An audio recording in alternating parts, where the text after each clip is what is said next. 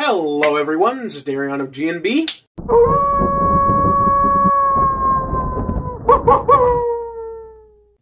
And today we'll be taking a look at Scream 4.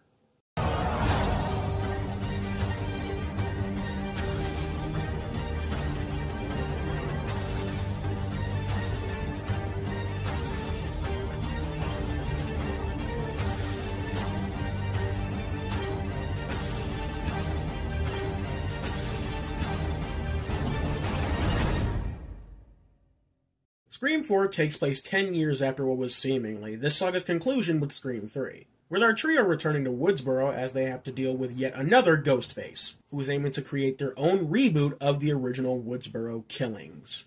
And here we are. Scream 1 was a phenomenal film, an absolute game changer for the horror genre. Scream 2 was just alright. Nothing bad, but a bit of a far cry from its predecessor. Scream 3 was a noticeable heavy drop in quality, but we not only managed to pick ourselves back up with Scream 4, we have ourselves a movie that is almost just as good or on par with the original Scream film. I'm not even joking when I say I absolutely love this movie, and hold it as my all-time favorite Scream sequel. Scream 4 managed to nail every head on the coffin for what I was looking for after the original Scream film. More intense scares and kills, a plethora of characters for me to love and enjoy, an actual interesting killer. Finally! Kevin Williamson is back in the writer's seat after not being a part of Scream 3, and it is such a nice welcome back. Williamson just has a great understanding of what this franchise needs. I mean, it makes sense he wrote the original thing. But regardless, some can argue that the ending of Scream 3 works as a solid closing of the chapter. But thank Christ Craven and Williamson said fuck that, and after 11 years went to work on this film. A whole decade passed in between Scream 3 to now. Now being in 2011 when this movie initially dropped. And with that, a whole new landscape of horror was born. We got the likes of gory bloodfests like Saw, Hostel, etc., and a big wave of reboots and remakes of horror classics. Just right for Scream to commentate on. And they do just that. They let you know very early on, with varying degrees of success, that we are officially in reboot territory. One of the ways they try to convey this, and I'm going to get this out of the way, is this film's glossy new filter. In my first Scream video, I briefly mentioned how I saw bits and pieces of Scream 4 over the years, and remarked on how it always kind of hurt my eyes looking at it. And that almost remains to be true. Now, I won't say it legitimately hurts my eyes, but in some shots, specifically whenever the characters are standing in broad daylight, there's this really weird and distracting gleam that encompasses the entire screen. You probably can't tell all that well due to how I choose to edit my videos to avoid copyright and all that, but trust me, it's very distracting. It makes the movie visually feel too disconnected from the previous films, and it feels like an unnecessary change. Anyway, while I'm on the topic of something I'm not a fan of, I gotta say, the opening kill this time around is probably the weakest one in the whole series. I'm not a fan of how they tried the whole movie within a movie shtick, and by the time the real kill happens, I end up not really caring as much. Though it does really work as a way to touch on how horror has changed in the years gone by, so I'll give it that, but other than that, meh. So, like I said, with Scream 4, one of the big topics of conversation this time around is reboots and remakes, which entails bringing in old set pieces meant to serve as parallels to the original. The movie also briefly comments on the change in the horror landscape, with stuff like Saw being tossed off as torture porn or the lack of originality, and it's all good fun. They even touch on stuff like found footage horror with Ghostface this time around recording his killings. You know, random thought, it's really crazy because the original 3 films all feel like they're wrapped up in this little saga. But then comes Scream 4, which tackles reboots, which almost perfectly explains why it can feel disconnected in its own little corner in a way. If there's one issue I'll say I have with Scream 4's attempt at meta-commentary, and this is one of the reasons why it still doesn't top the original film for me, it's that it's very bare bones. Like, it doesn't make any genuine attempts to deconstruct any of the tropes that came with the new wave of horror in the mid to late 2000s. And instead, they're just blankly stating that that's what horror is like now. But, like the previous films, it likes to take a look at what's going on in current society as well, which is why the film also talks on the up and coming of social media fame, with some of our characters documenting their everyday lives, which, for 2011, I gotta commemorate them for getting pretty spot on. I'll touch more on this in just a bit, but I have to say, this movie was brilliantly ahead of its time in depicting people's desire for fame. Now, the characters in this movie I found to be amazing. We of course have our returning cast members, but with the whole reboot motif going on, we're also blessed with a lot of new faces, kinda meant to work as a parallel to the original film's cast. So, the weird thing about this movie is that it's pretty evenly split between our new and legacy cast, to a point where it's never made abundantly clear who our main lead is meant to be. Sydney's story was pretty much wrapped up in Scream 3, but her role in this film is pretty much evenly split with her little cousin Jill. Same thing goes with Dewey, Gale, and the rest of the new cast. This isn't really a bad thing, just something I felt like pointing out. Let's go over the OGs first. We meet Gale and Dewey as they've been happily married as per the end of Scream 3. Fucking finally. And I couldn't be any damn happier. The chemistry these two have is amazing, and the back and forths they have on going after Ghostface is just great. It's also nice to see Dewey actually become the sheriff of Woodsboro this time around, and Gale taking a step away from journalism was an interesting move for them to take with her character, especially seeing how she's unable to come up with anything worth writing before the Ghostface killings start happening again.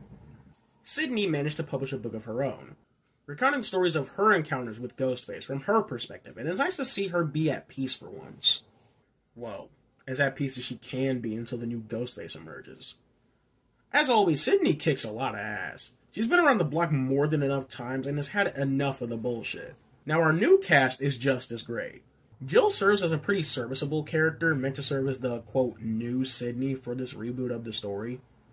The two movie nerds, Charlie and Robbie, were pretty fun too. Officer Judy Hicks was pretty fun too. Throughout the movie, she's a bit of a foil to Gale, and the little bickering they do occasionally is pretty entertaining. But easily, the best character to be introduced in this is Kirby. She kind of plays the cooler movie nerd to Charlie and Robbie, and she's just a blast throughout the movie. She even has a little romance with Charlie, and it's honestly pretty cute. Up until he stabs her. Kirby, this is making a move. Yep, now's about the right time to get into our reveals. And just like the original, it pushed this movie's enjoyment levels all the way up for me. Although, quick sidebar, I gotta say Ghostface is far more intimidating this time around. The first kill where he goes after Jill's neighbor friend is intense as hell. Liar. I'm over this. I never said I was in your closet.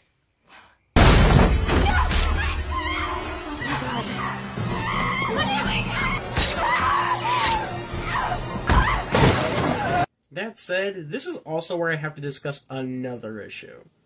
And that's once again this movie's lack of creative and gory kills. This is probably the movie where I have the biggest problem with it though. Because with the topic of how gorier and bloodier and meaner horror has gotten in the decade between Scream films, this really would have been the perfect time to up the ante gore-wise, to further cement the changes of the time. The closest we come to it is seeing the neighbor girl's guts being ripped out and the splatterfest left behind in her room, and I wish we got a little bit more of that. Anyway, back to the reveals. It did catch me off guard to see that Charlie was the killer, which made it even harder witnessing Kirby's death. Which I was absolutely devastated by when I first watched the film. But with a reboot, we're back to having two killers. Charlie was a pretty decent twist, but I don't think he has the chops to pull off an operation like this. So, the true mastermind behind it all is none other than...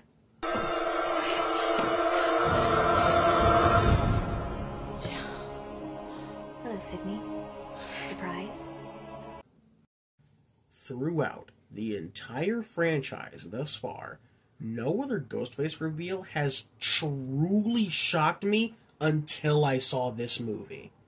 Billy and Stu were kinda obvious, so obvious to the point where they could be seen as red herrings, which they played into, making it a decently surprising reveal. Scream 2 and 3's killers were heavy background characters, so you didn't care much when they got revealed. Jill was the first time in any of these movies where the reveal left me completely and utterly gobsmacked. But it's not just the reveal. What exactly is the motive behind Jill's killings? Even your friends. My friends? I don't need friends. I need fans. This has never been about killing you. It's about becoming you. You had your 15 minutes. Now I want mine! Look around. We all live in public now. We're all on the internet. How do you think people become famous anymore? This shit is absolute fucking genius.